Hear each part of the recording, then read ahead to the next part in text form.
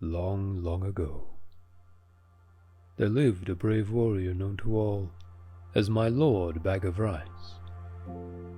His true name was Hidesato. Then there is a very interesting story of how he came to change his name. One day, he sallied forth in search of adventures, for he had the nature of a warrior and could not bear to be idle. So he buckled on his two swords, took his huge bow, much taller than himself, in his hand, and slinging his quiver on his back, started out. He had not gone far when he came to a bridge spanning one end of a beautiful lake. No sooner had he set foot on the bridge than he saw lying right across his path a huge dragon. Its body was so big that it looked like the trunk of a large pine tree, and it took up the whole width of the bridge. One of its huge claws rested on the parapet of one side of the bridge, while its tail lay right against the other. The monster seemed to be asleep, and as it breathed, fire and smoke came out of its nostrils. At first, Hidesato could not help but feeling alarmed at the sight of this horrible reptile lying in his path, for he must either turn back or walk right over its body. He was a brave man, however, and putting aside all fear, went forward dauntlessly. He stepped now on the dragon's body, now between its coils, and without even one glance backward he went on his way. He had only gone a few steps when he heard someone calling him from behind. On turning back, he was much surprised to see that the monster dragon had entirely disappeared, and in its place was a strange-looking man, who was bowing most ceremoniously to the ground.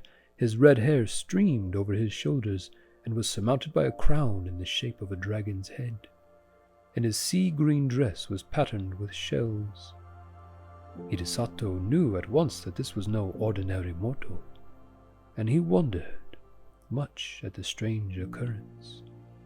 Where had the dragon gone in such a short space of time, or had it transformed itself into this man? And what did the whole thing mean? While these thoughts passed through his mind, he had come up to the man on the bridge and now addressed him. "Was it you that called me just now?" "Yes, it was I," answered the man. "I have an earnest request to make to you. Do you think you can grant it to me?" "If it is in my power to do so, I will," answered Hidesato. "But first tell me who you are." "I am the Dragon King of the lake, and my home is in these waters just under this bridge." "And what is it you have to ask of me?" said Hidesato. "I want you to kill my mortal enemy, the centipede, who lives on the mountain beyond." And the Dragon King pointed to a high peak on the opposite shore of the lake. "I have lived now for many years in this lake, and I have a large family of children and grandchildren. For some time past we have lived in terror, for a monster centipede has discovered our home, and night after night it comes and carries off one of my family. I am powerless to save them. If it goes on much longer like this, not only shall I lose all my children, but I myself must fall a victim to the monster. I am therefore very unhappy, and in my extremity I determined to ask the help of a human being. For many days with this intention I have waited on the bridge in the shape of the horrible serpent dragon that you saw, in the hope that some strong, brave warrior would come along. But all who came this way, as soon as they saw me, were terrified and ran away as fast as they could. You are the first I have found able to look at me without fear, so I knew at once that you were of great courage. I beg you to have pity upon me. Will you not help me and kill my enemy, the centipede?" Hidesato felt very sorry for the Dragon King on hearing his story, and readily promised to do what he could to help him. The warrior asked where the centipede lived, so that he might attack the creature at once. The Dragon King replied that its home was in the mountain. but that as it came every night at a certain hour to the palace of the lake, it would be better to wait till then. So Hidesato was conducted to the palace of the Dragon King under the bridge. Strange to say, as he followed his host downward, the waters parted to let them pass, and his clothes did not even feel damp as he passed through the flood. Never had Hidesato seen anything so beautiful as this palace built of white marble beneath the lake. He had often heard of the Sea King's palace at the bottom of the sea, where all the servants and retainers were saltwater fishes. But here was a magnificent building in the heart of the lake. The dainty goldfishes, red carp, and silvery trout waited upon the Dragon King and his guests. Hidesato was astonished at the feast that was spread before him. The dishes were crystallized lotus leaves and flowers, and the chopsticks were of the rarest ebony. As soon as they sat down, the sliding doors opened, and 10 lovely goldfish dancers came out, and behind them followed 10 red carp musicians. Thus the hours flew by till midnight, and the beautiful music and dancing had banished all thoughts of the centipede. The Dragon King was about to pledge the warrior in a fresh cup of wine, when the palace was suddenly shaken, as if a mighty army had begun to march not far away. Hidesato and his host both rose to their feet and rushed to the balcony, and the warrior saw on the opposite mountain 2 great balls of glowing fire, coming nearer and nearer. The Dragon King stood by the warrior's side, trembling with fear. The centipede, those 2 balls of fire are its eyes. It is coming for its prey. Now is the time to kill it. Hidesato looked where his host pointed, and in the dim light of the starlit evening, behind the 2 balls of fire, he saw the long body of an enormous centipede winding round the mountains, and the light in its 100 feet glowed like so many distant lanterns, moving slowly toward the shore. Hidesato showed not the least sign of fear. He tried to calm the Dragon King. "Don't be afraid. I shall surely kill the centipede. Just bring me my bow and arrows." The Dragon King did as he was bid, and the warrior noticed that he had only 3 arrows left in his quiver. He took the bow, and fitting an arrow to the notch, took careful aim and let fly. The arrow hit the centipede right in the middle of its head, but instead of penetrating, it glanced off harmless and fell to the ground. Nothing daunted, Hidesato took another arrow, fitted it to the notch of the bow, and let fly. Again the arrow hit the mark. It struck the centipede right in the middle of its head, only to glance off and fall to the ground. The centipede was invulnerable to weapons. When the Dragon King saw that even this brave warrior's arrows were powerless to kill the centipede, he lost heart and began to tremble with fear. The warrior saw that he had now only 1 arrow left in his quiver, and if this one failed, he could not kill the centipede. He looked across the waters. The huge centipede had wound its horrid body 7 times round the mountain, and would soon come down to the lake.